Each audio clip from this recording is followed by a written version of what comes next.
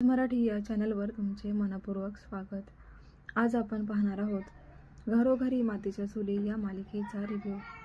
प्रेक्षकांनो, तुम्ही आतापर्यंत चॅनलला सबस्क्राईब केलं नसेल तर चॅनलला सबस्क्राईब करून घ्या, म्हणजे रोजचे जे काही रिव्ह्यू आहेत ते सर्वात आधी तुम्हाला या चॅनलवर पाहता येतील। तर प्रेक्षकांनो, आज आपण घरोघरी मातीच्या चुली या मालिकेच्या रिव्ह्यूमध्ये असं पाहणार आहोत की ऋषिकेशचा बर्थडे असतो, पण त्याला सरप्राईज द्यायचं असतं, म्हणून आता जानकीला काही सांगायचं नाही आहे घरामध्ये, ते सर्व सिक्रेट आहे। आणि मग ऋषिकेशला कळत नसतं की यांचं नक्की चाललंय काय, कारण त्यांची कुजबूज ऋषिकेशच्या कानावर पडलेली असते। पण जानकीने ओवीला बजावून सांगितलेलं असतं की बाबांनी किती पण विचारलं तरी कबूल व्हायचं नाही की बाबांच्या बर्थडेसाठी आपण काहीतरी प्लॅन करतोय, कारण जानकीच्या प्लॅनमध्ये सौमित्रसुद्धा आता इन्व्हॉल्व झालेला आहे। आणि त्यांचा प्लॅन असा आहे की आपण एका हॉटेलमध्ये ऋषिकेशचा बर्थडे सेलिब्रेट करणार आहोत, आणि त्यासाठीच आपल्याला घरच्यांनासुद्धा हे सरप्राईज द्यायचे आहे। तर मग रणदिवे परिवाराला आणण्याचं काम हे सौमित्रवर जानकीने सोपवलेलं असतं, आणि त्याप्रमाणे सौमित्रसुद्धा आता इथे त्याची वाट पाहत असतो की ह्या प्लॅनबद्दल मला घरातल्यांना कसं सांगता येईल। तेव्हा आता ऐश्वर्याला सगळ्यात आधी तो अवंतिकाला सांगतो की म्हणजे ऋषिकेशचा वाढदिवस आहे आणि त्याच्यासाठी जानकी बहिणींनी आणि मी असा प्लॅन केला आहे की आपल्याला सर्वांना घरच्यांना ऋषिकेशच्या वाढदिवसासाठी सरप्राईज म्हणून तिथे घेऊन जायचे, जेणेकरून आधीच्या सर्व काही ज्या काही गोष्टी घडलेल्या आहेत त्या सर्व विसरून पुन्हा एकदा नव्याने सुरुवात होईल, आणि ऋषिकेशच्या मनात म्हणजे दादाच्या मनातील आईचा रागसुद्धा जाईल आणि आईसुद्धा खूप खुश होईल। म्हणून असा एक प्लॅन करायचा। आपण घरच्यांना इन्व्हाइट कसं करायचं याच्याबद्दल आपण आता बोलूयात। आणि त्याच वेळेला सारंगची सावली त्यांना दिसते, कारण सारंग त्यांचं बोलणं लपून ऐकत असतो आणि हे सौमित्र आणि अवंतिकाला कळालेलं असतं।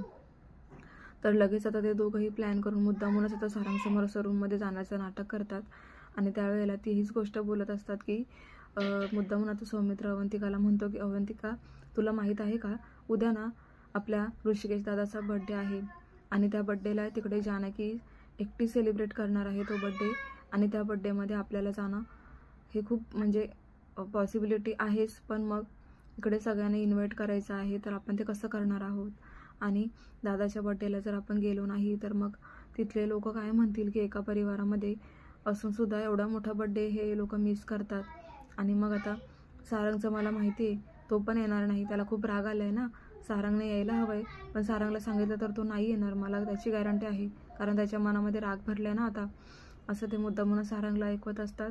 इकडे सारंग विचार करतो की दादाचा उद्या बर्थडे आहे आणि मग मी जायला पाहिजे, मग आता मी नाही म्हणणार नाही, मला जर इन्व्हाइट केलं तर मी नक्की जाणार, असं तो आता लगेच पॉझिटिव्ह विचार करायला लागतो।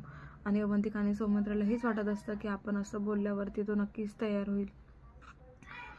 तर आता तिकडे हॉलमध्ये जानकी आता म्हणजे ऋषिकेश ऑफिसला निघून जातो आणि जानकीला त्याला सांगायचं नसतं काहीच। पण मग आता जानकी तिथे हॉटेलवरती पोहोचते, आणि त्यानंतर ओवी आणि जानकी दोघेही आता म्हणतात की बाबा थोड्याच वेळात येतील, 7चा टायमिंग दिलेला होता असं ओवीही जानकीला म्हणत असते, आणि 7ला 5 कमी आहे। मग आता ओवीला टेन्शन यायला लागतं, ती जानकीला म्हणते की मम्मा बघ ना, पप्पा अजून नाही आले, 7ला 5 मिनटं बाकी आहेत, 7चा टायमिंग दिलाय, मग आता बाबांच्या लक्षात तर असेल ना। इकडे आता जानकीने एक चिठ्ठी लिहिलेली असते, आणि ती चिठ्ठी मुद्दामूनच ऋषिकेश बघेल अशा ठिकाणी ती ठेवते। तेव्हा आता ऋषिकेश घरी आल्यावरती तो चिठ्ठी पाहतो, आणि मग आता तो फोन लावणार असतो, पण ती चिठ्ठी पाहून त्याला कळून जातं की हे म्हणजे असं आहे की त्या हॉटेलवरती मला बोलवलेलं आहे, तिथे ॲड्रेस असतो आणि ऋषिकेशला तिथे बोलवलेलं असतं। आता ऋषिकेश लगेच तिकडे जायला निघतो, आणि आता तो हॉटेलवरती पोहोचल्यावर तिथे लाईट बंद असते, कारण ऋषिकेशला लांबूनच जानकीने पाहिलेलं असतं, आणि म्हणून ती आता मुद्दामून लाईट ऑफ करायला लावते, कारण त्याच वेळेला तिथे पूर्ण रणदिवे परिवार आलेलं असतं। सौमित्रने हळूहळू सारंगला तर तयार केलेलंच असतं, पण त्यानंतर तो आता आईला सुद्धा तयार करतो, आजीला तयार करतो, आणि मग राहिली ऐश्वर्या, तर सारंगचं ऐकून ऐश्वर्यासुद्धा त्या बर्थडेमध्ये येते, कारण तिला काही तो बर्थडे सेलिब्रेट करायचा नसतो, मात्र सगळ्यांच्या आनंदावर विरजण घालायचं म्हणून ती तिथे आलेली असते।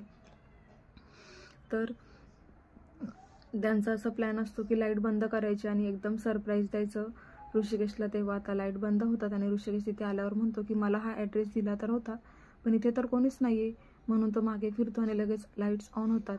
तेव्हा आता तो पाहतो तर जानकी आणि ओवी लगेच धावतच ऋषिकेशकडे येतात। आता जानकी लगेच सगळ्यांसमोर ऋषिकेशला विश करते। त्यानंतर आता जानकी मुद्दामूनच ऋषिकेशला असं ठेवलेलं असतं तिने की ऋषिकेशच्या मागे सगळेजण असतात. सौमित्र, अवंतिका, आई आणि सारंग हे सगळेच असतात. आणि मग त्यांना आता जानकी म्हणते की तुमच्या वाढदिवसाला तुम्हाला खूप मोठं सरप्राईज द्यायचं होतं आणि ते तुमच्या मागे आहे असं म्हणून आता ऋषिकेश हा मागे वळून पाहतो तर मागे सगळेजण उभे असतात. आणि तेव्हा आता तो सौमित्राकडेच पाहायला लागतो. सौमित्राच्या डोळ्यात पाणी आलेलं असतं कारण खूप दिवसानंतर हा क्षण आलेला असतो जो दरवर्षी परंपरेनुसार चालत आलेला ऋषिकेशचा वाढदिवस हा दरवर्षीप्रमाणेच ह्याही वर्षी झाला आहे. आणि हे शक्य झाले फक्त जानकी आणि सौमित्रामुळे. आता ते दोघंजण प्रयत्न तर करतायत की ह्या फॅमिलीला एकत्र आणायचे आणि त्यांचा प्रयत्न हा चांगल्या प्रकारे कार्य पण करत होता. पण मध्येच आता ऐश्वर्या म्हणते की तुम्हाला खूप मजा येते ना हा बड्डे साजरा करायला, तेव्हा हे तुमचं स्वप्न आहे असं समजा, हा बड्डे सेलिब्रेट होणार नाही. आता ती निगेटिव्ह बोलायला लागते. तेव्हा आता तिला काही मनापासून वाटत नाही आहे की ऋषिकेशचा बड्डे असा थाटामाटात व्हायला पाहिजे. त्यामुळे आता ती तिथे खूप चिडून असं बोलत असते ऋषिकेशकडे पाहून. आणि ऋषिकेशला काही कंट्रोल होणार नाही आहे. ऋषिकेश आता ऐश्वर्याबरोबर कसं रिॲक्ट करतो हे आपल्याला पाहायचं आहे प्रेक्षकांनो. कारण तिथे सौमित्राला पाहून ऋषिकेशचा अगोदरच मूड गेला आहे, पण जानकीमुळे तो गप्प तर बसला आहे. तो आता मनात असा विचार करतोय की ह्या माझा वाढदिवस आहे आणि ह्या चांगल्या दिवशी मला भांडण किंवा असं वादविवाद करून माझा वाढदिवस खराब करायचा नाही आहे. म्हणून त्याने आता स्वतःकडे कंट्रोल ठेवलेला आहे की तो कोणालाही काहीच म्हणत नाही आहे. पण मात्र ऐश्वर्या इतक्या जोरात त्याच्याशी अशी रिॲक्ट झाल्यामुळे आता ऋषिकेश चिडला आहे आणि पुढे आता तो कशा प्रकारे रिॲक्ट करणार आहे ऐश्वर्याबरोबर हे पाहणं खूप रंजक ठरणार आहे. तर आता सर्व फॅमिली एकत्र तर आहे, त्यामुळेच आता एकोपा त्यांच्यामध्ये निर्माण होईल का? खरोखर ऋषिकेशचा सौमित्रावरचा राग जाईल का? कारण सौमित्र आणि अवंतिका हे दोघंही प्रयत्न करतात की लवकरच ऋषिकेश, जानकी आणि ओवी पुन्हा ह्याच घरामध्ये यायला पाहिजे, आशीर्वाद घरामध्ये, आणि म्हणून त्यांचे प्रयत्न चाललेले आहे. पण आता हा त्यांचा प्रयत्न कशा प्रकारे काम करणार आणि कसं सक्सेस मिळणार हे पाहणं सुद्धा खूप रंजक ठरणार आहे.